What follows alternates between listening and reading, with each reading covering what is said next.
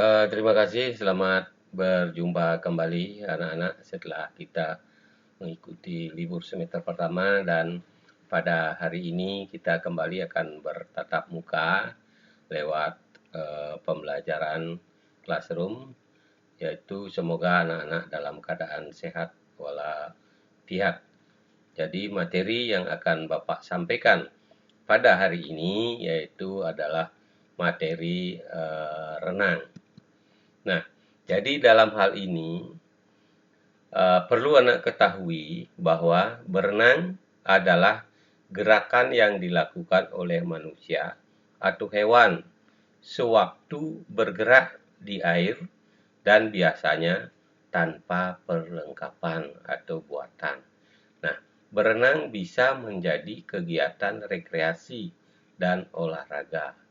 Berenang untuk keperluan rekreasi dan kompetisi dilakukan orang di kolam renang.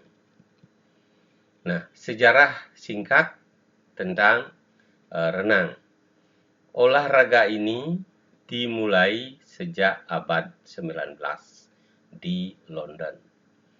Sekitar tahun 1837, hanya terdapat 6 kolam renang di kota itu.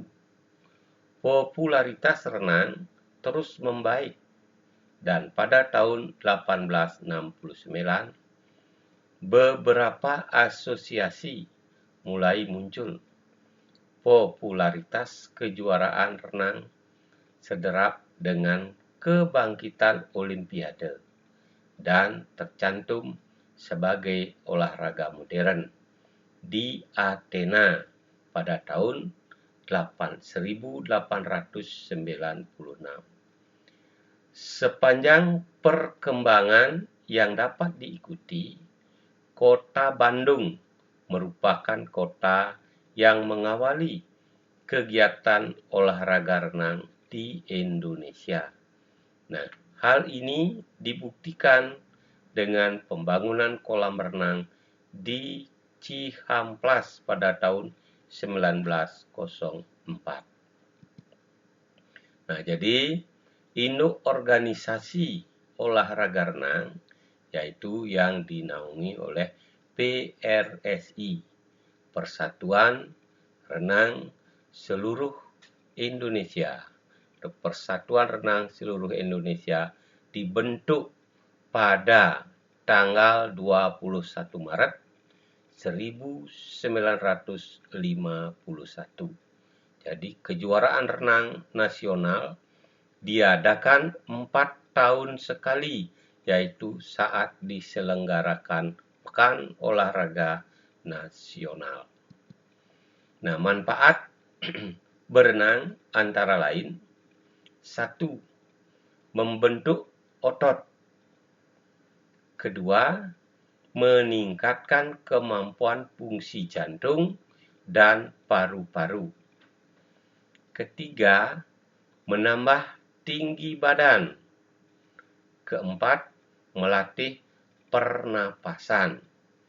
Kelima, membakar kalori lebih banyak. Keenam, self safety. Dan ketujuh, menghilangkan stres. Nah, macam-macam gaya dalam renang, yaitu yang pertama adalah renang gaya bebas, front crawl, ya. Yang kedua adalah gaya kupu-kupu atau butterfly stroke. Yang ketiga adalah gaya dada atau breaststroke. Kemudian yang keempat adalah gaya punggung atau backstroke. Nah, ini adalah merupakan renang gaya bebas. Nah, penggambaran renang gaya bebas. Gaya bebas adalah berenang dengan posisi dada menghadap ke permukaan air. Kedua belah tangan secara bergantian digerakkan jauh ke depan dengan gerakan mengayuh. Sementara kedua belah kaki secara bergantian dicambukkan naik turun ke atas dan ke bawah. Sewaktu berenang gaya bebas, posisi pernapasan menghadap ke permukaan air dilakukan saat lengan digerakkan keluar dari air, saat tubuh menjadi miring dan kepala berpaling ke samping sewaktu mengambil napas. Perenang bisa memilih untuk menoleh ke kiri atau ke kanan. Dibandingkan gaya berenang lainnya, gaya bebas merupakan gaya berenang yang bisa membuat tubuh melaju lebih cepat di air. Nah, kemudian kita lanjutkan dengan gaya kupu-kupu. Nah, gaya kupu-kupu adalah salah satu dari 4 gaya renang yang diperlombakan dalam Olimpiade karena gerakan kakinya. Gaya ini juga dikenal sebagai gaya lumba-lumba atau dolphin. Nah, gerakan gaya kupu-kupu atau kita mulai dengan teknik gerakan kaki. Posisi awal, kaki dan paha dengan posisi lurus. Dengkul tidak boleh ditekuk. Juga kedua telapak kaki dalam posisi agak berdekatan, agak rapat, satu sama lainnya. Berikutnya, gerakan kedua kaki secara bersamaan sedikit ke atas permukaan air. Nah, kemudian jatuhkan kedua kaki secara bersamaan ke bawah sehingga memunculkan dorongan ke depan dan pinggul akan terdorong dan naik ke depan. Nah, gerakan gaya kupu-kupu yaitu teknik gerakan tangan. Posisi awal, kedua tangan lurus di atas kepala. Kedua telapak tangan berdekatan tapi tidak perlu menempel satu dengan yang lainnya. Kemudian tarik tangan ke bawah secara bersamaan. Terus tarik sampai ke belakang. Dan kemudian angkat kedua tangan secara bersamaan keluar dari permukaan air dan ayunkan kembali ke depan. Nah, ini selanjutnya adalah gaya dada. Nah, gaya dada atau gaya kata adalah berenang dengan posisi dada menghadap ke permukaan air. Namun, berbeda dari gaya bebas. Batang tubuh selalu dalam keadaan tetap. Nah, selanjutnya adalah kita perhatikan gerakan kaki. Jadi, tengkukkan dengkul kaki ke dalam. Nah, kemudian pantulkan, tendang lurus dengan posisi kedua kaki renggang atau terbuka. Kemudian ketiga, kaki tetap lurus, kemudian rapatkan. Dan pastikan telapak kaki kiri dan kanan agak bersentuhan. Dan keempat, ulangi langkah di atas dengan urutan tekuk, tendang, rapatkan, tekuk, tendang, rapatkan. Nah, gerakan gaya dada. Gerakan tangan. Tempelkan kedua telapak tangan seperti hendak bersalaman dan luruskan di atas kepala. Kemudian, tarik tangan ke samping kanan dan kiri, tetapi tidak perlu terlalu ke samping. Atau cukup tarik ke samping selebar bahu dan selebihnya tarik ke bawah. Ketiga, luruskan tangan kembali. Dan terakhir, ulangi dengan urutan luruskan tangan di atas kepala, gerakkan tangan ke samping kiri dan kanan. Dan berikutnya ini adalah gaya punggung. Nah, renang gaya punggung merupakan gaya yang paling berbeda dengan yang lainnya, karena kita dengan posisi wajah menghadap ke atas, sehingga kita tidak bisa melihat ke depan. Nah, jadi sesuai dengan gambar, maka ini merupakan teknik gerakan kaki. Nah, pertama, kaki kanan dan kiri digerakkan naik turun secara bergantian, seperti orang yang sedang berjalan, seperti gaya bebas, tetapi dengan posisi wajah menghadap ke atas.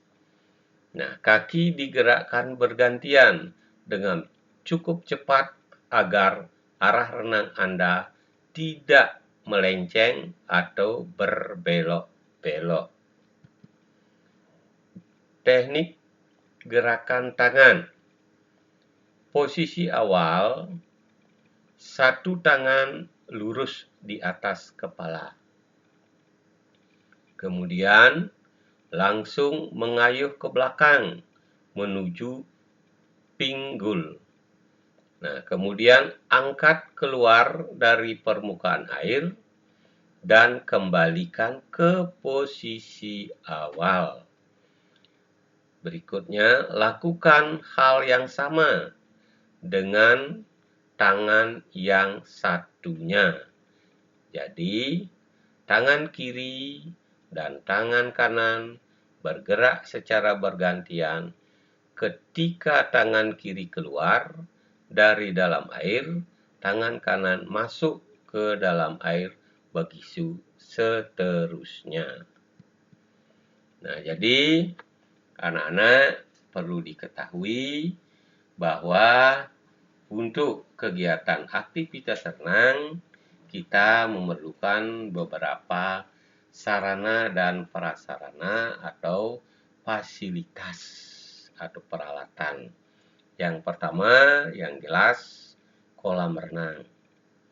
Yang kedua, ada lintasan. Dan yang ketiga, pengukur waktu. Dan keempat, balok start. Nah, peraturan ini sedikit Bapak sampaikan tentang peraturan renang.